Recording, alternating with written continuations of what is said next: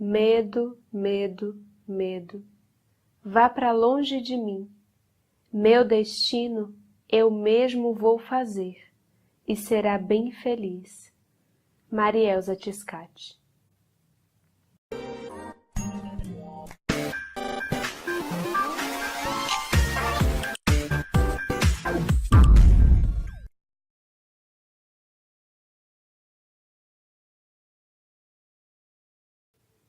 O nosso episódio de hoje está na Revista Espírita de outubro de 1858. Kardec colocou como título O Mal do Medo. Ele relata um fato que aconteceu em novembro de 1857 e que foi dirigido ao espírito São Luís como um problema fisiológico, na sessão de 14 de setembro de 1858, na Sociedade Parisiense de Estudos Espíritas. A situação relatada, envolvendo a influência do medo, é a seguinte. Um médico voltava de um longo dia de trabalho onde ele atendeu vários dos seus pacientes. Em um dos atendimentos, ele ganhou uma garrafa, considerada muito boa, muito cara, de rum, de uma bebida, proveniente da Jamaica. Quando chegou em casa, ele percebeu que havia esquecido na sua carruagem a preciosa garrafa de rum.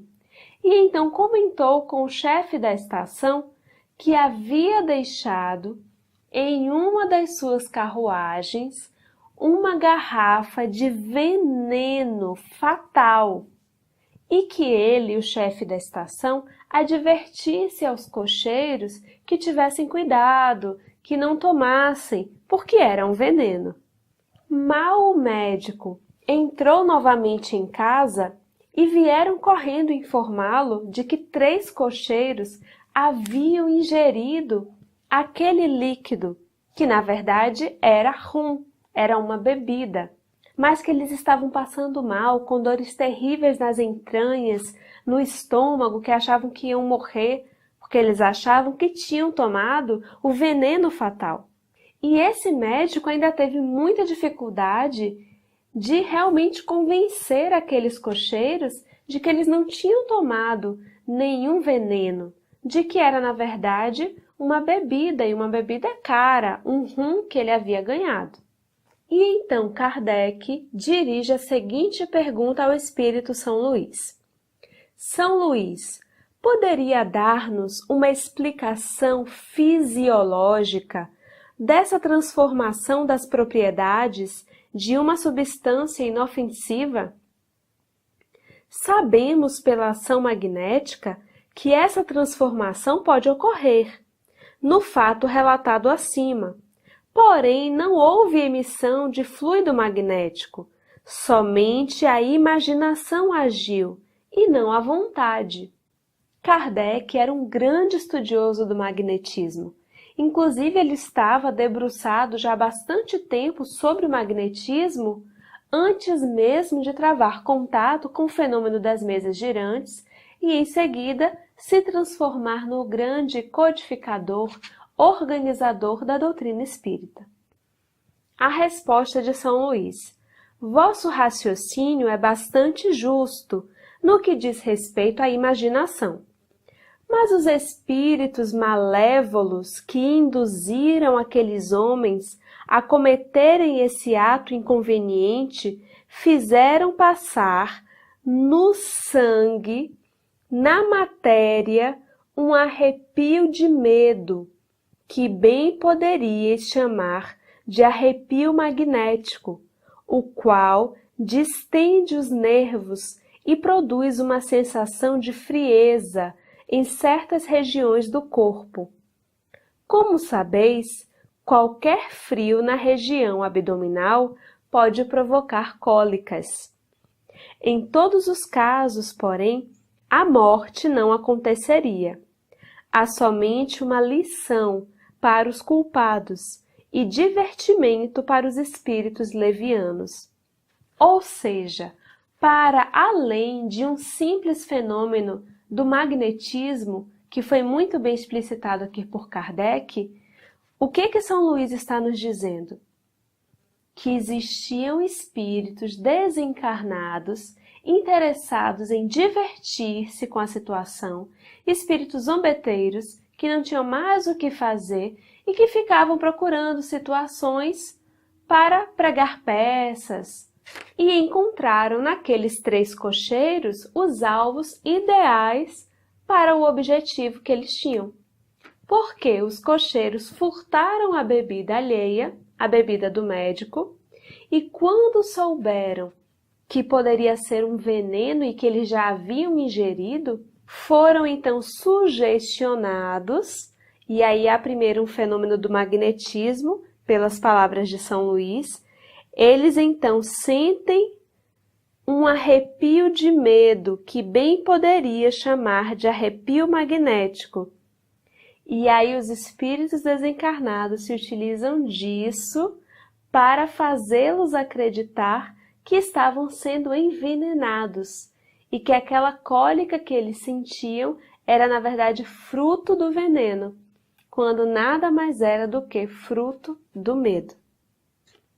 Lendo essa história, me veio à mente uma história pessoal que também envolve o medo e tem alguns pontos de semelhança com essa.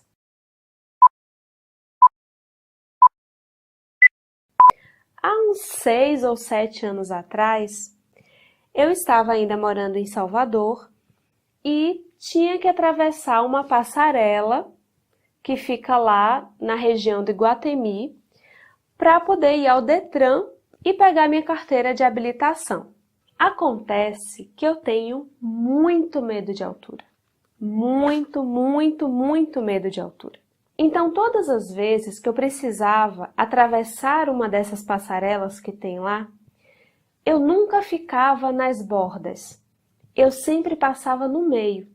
Mas eu estava acostumada a atravessar passarelas com muita gente atravessando. Então, eu deixava as pessoas ficarem de um lado e do outro e eu ia ali no meio. Se alguém parasse na minha frente, eu parava também e esperava a pessoa desviar. Eu nunca desviava. Só que nessa tarde, em que eu tinha que pegar minha carteira de habilitação, essa passarela que fica em frente ao Detran, ela estava completamente deserta. Não tinha ninguém, nenhuma pessoa sequer passando. Quando eu subi as escadas e olhei aquela passarela deserta, eu senti exatamente esse arrepio do medo que São Luís descreve aqui. Exatamente esse sentimento, essa sensação. De primeira, eu falei assim, não, eu vou atravessar. Quando eu dei alguns passos e cheguei mais ou menos no primeiro terço da passarela, eu não sei por que eu resolvi olhar para baixo e vi vários carros passando e vi que era muito alto. Então começou a me dar um desespero e vários pensamentos povoaram a minha cabeça, de que eu ia cair, de que o vento ia me derrubar e várias coisas desse tipo. A minha perna ficou bamba e então eu caí de joelhos e eu não conseguia levantar. Fiquei de joelhos ali na passarela, não tinha ninguém passando para me ajudar e eu não conseguia rezar, não conseguia me conectar com Deus. O pavor tomou conta. E eu fiquei ali por mais alguns segundos até que eu consegui repetir um Pai Nosso meio no automático, como um mantra quase, e me segurei na borda e fui levantando, e a perna tremendo, e eu terminei o resto do percurso com muita taquicardia, com muita sudorese, com as pernas tremendo, e assim, parecia que não ia acabar nunca. Foi uma das sensações assim de maior medo que eu já senti. Ok. Uma semana se passou, eu estava na casa espírita, nessa época eu frequentava a reunião mediúnica, de auxílio aos espíritos desencarnados, e estava eu lá concentradinha na reunião mediúnica, em prece e tal. Quando eu começo a escutar uma comunicação perto de mim, em que o espírito gargalhava. gargalhava alto e sem se dirigir diretamente a mim, mas se dirigindo a alguém que estava na sala, a alguém que pertencia à mediúnica, ele se gabava de ter conseguido pregar uma peça em tal pessoa, que ele não dizia quem era, mas que cada vez mais eu sabia que era eu. E ele dizia, kkkk, vocês precisavam ver, ela caiu no chão de medo, kkkk, a gente deu muita risada. Resumindo a história, simplesmente era um grupo de espíritos que, semelhante a esse aqui da história, não tinham mais o que fazer, espíritos desencarnados zombeteiros. Como tem muito encarnado que é zombeteiro, que não tem o que fazer e fica se divertindo às custas dos outros, também tem muito desencarnado que é assim, que continua sem procurar o que fazer e se divertindo às custas dos outros.